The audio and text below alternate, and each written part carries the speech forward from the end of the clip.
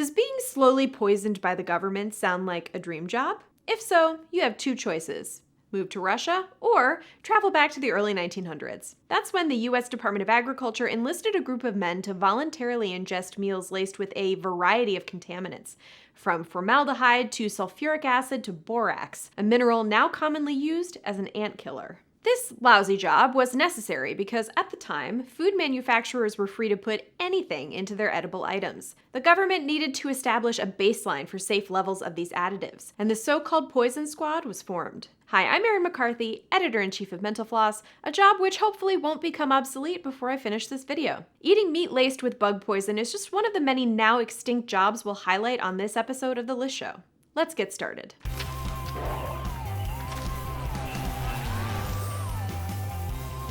If my job were to become obsolete, well, at least I lasted longer than the Poison Squad team, which worked from 1902 to 1907 under the Department of Agriculture's Bureau of Chemistry and its chief poisoner, Harvey Washington Wiley. Wiley fed his men 3 nutritious yet dangerous meals per day and recorded their symptoms as he increased the levels of preservatives and other artificial ingredients. In exchange for the food, the men reported their symptoms, including headaches, stomach aches, and general malaise. Despite the dubiousness of the work, it did lead to the government cracking down on rogue food producers and banning harmful ingredients. Since the offending substances were no longer allowed, there was no more need for these human barometers, and hardly anyone died as a result of the pioneering work. We say hardly because the family of one participant claimed his tuberculosis was the result of consuming too much borax. Sounds like a workers' compensation case, except that probably wasn't a thing then either.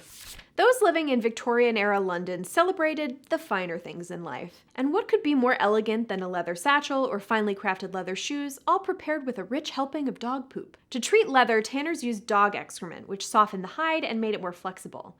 But the tanners didn't collect the feces. Duty was delegated to pure finders, a charmingly fanciful term for pooper scooper. The poop was known as pure probably because it purified the leather, and finder was just a euphemism for retriever. The process was also known as puring. How does one get such a coveted position?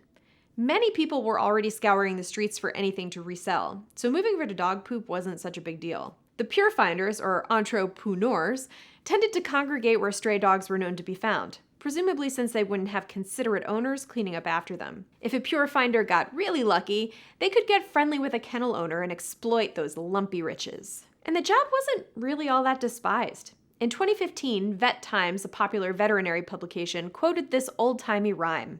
"I am an old pure finder. When folks say, 'How do you do?' says I, well, I do and do well, don't you? I do so well when the do I do sell, but could do better if the do didn't smell." Believe it or not, a kind of brown gold rush developed, with pure finders competing against each other for the valued resource. Pure finders eventually went the way of the the dodo, as modern science allowed us to apply relevant enzymes to the leather without the dog digestive tract step. And while it may sound unpleasant, keep in mind that pure finders managed to make a living selling literal crap. That's actually kind of impressive, and a business model that was later adopted by Hollywood. Have you ever gone for a haircut and wished you could have your stylist take a look at the weird mole on your back? Or go to the doctor and have them trim your bangs? Once upon a time in the Middle Ages, you could. This one-stop grooming and health checkup was the purview of the Barber Surgeon, a barber who could practice medicine, though we use that term very loosely. The job came as a result of priests of the 13th century being prohibited from performing surgery, a task that had once fallen in their hands. Instead, the reasoning went, barbers could probably handle all the gruesome surgical treatments since they knew how to handle a razor. When the Black Death rolled around and wiped out actual doctors, barber surgeons were once again in high demand. You could count on them for a shave as well as all your amputation needs. As you've probably guessed, barber surgeons fell out of favor once people realized it was better to leave surgery to trained medical professionals. France, for example, banned barbers from cutting people open in 1743. But there is a theory that there's one lingering reminder of this grisly occupation. The red, blue, and white barbershop poles seen outside barbershops might have once represented the blood and bandages that such businesses once relied upon. The blue? That was for the veins they'd attack in the course of bloodletting. So maybe that unfortunate haircut you got as a kid wasn't truly the worst thing that could happen at a barbershop. These days, you can call pretty much anyone you like and talk for any length of time for a monthly service charge. But not long ago, if you were out and needed to give someone a buzz, that's old person slang for making a call, you needed to find a payphone. Pay telephones were once a common sight across the country, with an estimated 2.6 million in use at their peak in 1995.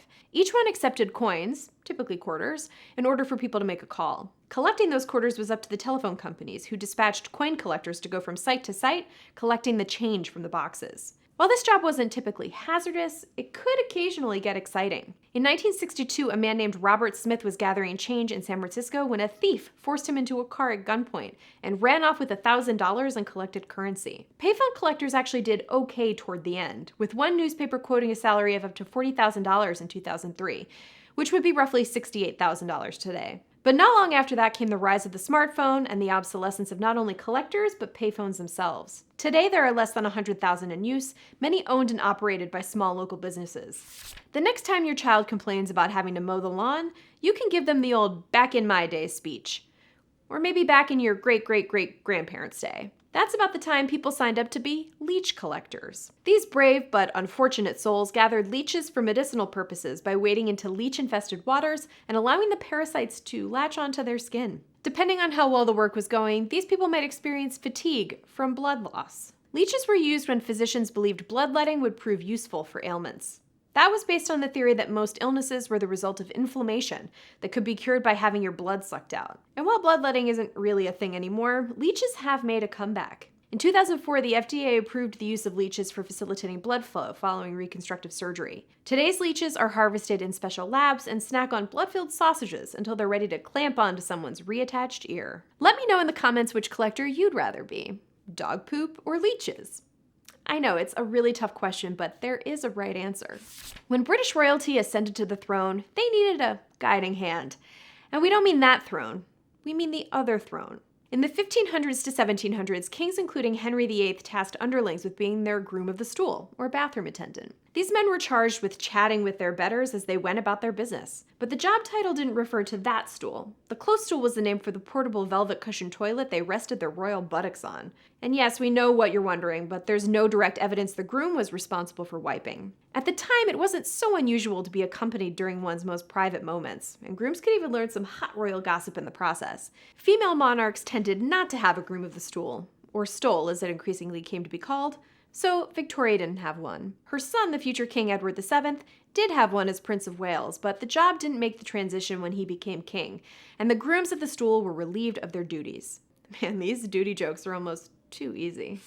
If a job is dangerous, at least it comes with a little respect. Or it could be dangerous and you could still be openly mocked and forgotten in death. The river pig falls into the latter category. Prior to the advent of long-haul trucking or wider railroad distribution, river pigs were responsible for steering giant pieces of lumber down rivers to sawmills. But we're not talking riding a single log down a river like a surfboard. River pigs are often associated with what are called drives. What loggers would do is keep piling logs into a lake or other body of water, waiting for the spring runoff. One book on the subject, called River Pigs and Cayuses, says that logs kept piling up all summer until the logjam would be about 30 feet high at the lower end and 5 miles long. That's what the river pigs had to break up when they started driving in the spring. As you can imagine, it's incredibly difficult to command that amount of fallen trees, and it was all too easy for a river pig to slip off and drown. A mishap could also create a chain reaction. If one log got jammed, that would create a pileup. The river pigs used a giant stick to try and control the logs and wore spikes to maintain traction while straddling them. In North Idaho, the pigs were working as late as the 1970s. By then, the logs had caused river diversions and other environmental damage, while new technology has made the river route unnecessary. As most movies from the 20th century will tell you, smoking was once everywhere. Everyone smoked. Some babies probably smoked. And in the 1930s and 1940s, one could acquire cigarettes from cigarette girls, hostesses whose sole job was to peddle tobacco at nightclubs, bars, and other establishments. Usually, the sellers wore a tray secured with a neck strap and a jaunty bellman's hat. So what happened? That job was outsourced to technology, in this case cigarette vending machines, which grew in popularity in the 1950s. Though some clubs have employed cigarette girls as a kind of retro throwback, the job has largely gone the way of smoking itself. What's one thing you don't really want to hear when you're getting medical attention? Well, oops is one, or how did that get in there? Here's another contender. The doctor introducing his non-professional assistant. Yet that's what happened in the early days of the United States Navy, when sailors, dubbed loblolly boys, were tasked with cleaning surgical instruments and restraining patients during procedures in the days before anesthesia. If patients had to have limbs amputated, they were responsible for disposing of them. So why loblolly boys? Loblolly was the term for a thick porridge they were also responsible for serving on ships. The job later evolved into the role of hospital corpsmen, also medical assistants, but thankfully not tasked with serving meals between procedures. Throughout history, the living have been very preoccupied with the dead.